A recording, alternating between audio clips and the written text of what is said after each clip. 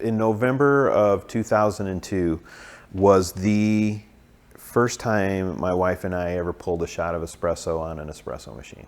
Like the day we opened.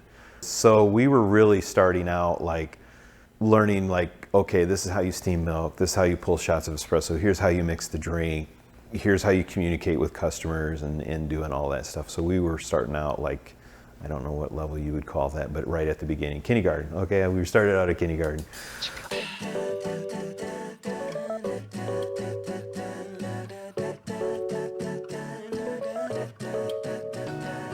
My name is Dwayne Cronkright, and I'm the owner with my wife, Jeremiah Joe Coffee. We opened in November of 2002, so this November will be 20 years old. 7 years ago, we expanded into roasting, so we're in the roasting company right now, but that's what we've been doing. And then we've opened up 2 other locations, a drive-through in Ottawa and another drive-through in Peru, Illinois.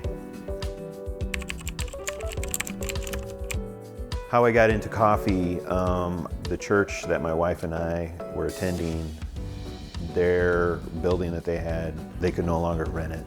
And so the opportunity to buy the building that we're in now was an opportunity for them. They bought it, but they didn't want to put the church on the ground level.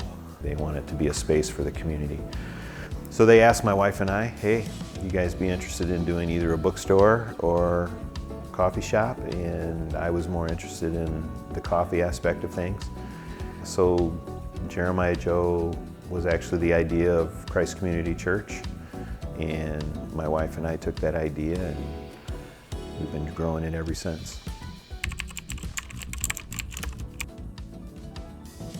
We hired a consultant when we started exploring opening up a coffee shop, and that was probably the smartest thing we ever did, was hiring a consultant that had been in an industry for close to 30 years. So when they came in, they explained, hey, here's your layout, here's your equipment, here's where you need to get your coffee beans from. So that was one of the best decisions we made. But with that, we also communicated with the SBDC. Their help was to say, okay, what's your numbers going to look like? How are you going to make these decisions? Are you asking these particular questions? So it was taking the things we were learning from our consultant and then putting kind of in a more realistic framework of like, okay, this is what things are going to look like, and basically here's what real life is. Like they were helpful in the sense of saying, hey, think about the processes and the procedures that you need to have and the thought processes and questions you need to be asking as you're starting the business and then sustaining the business. Like, first of all, I've been very grateful for all the advice and help that I've received from people over the years.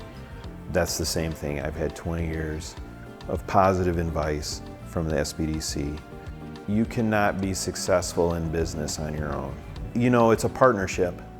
You're going to work with an agency that is familiar with all kinds of industries and startup businesses, and they're seeing where the mistakes are being made and where the successes are being made. And so you kind of want somebody on your side that has that perspective.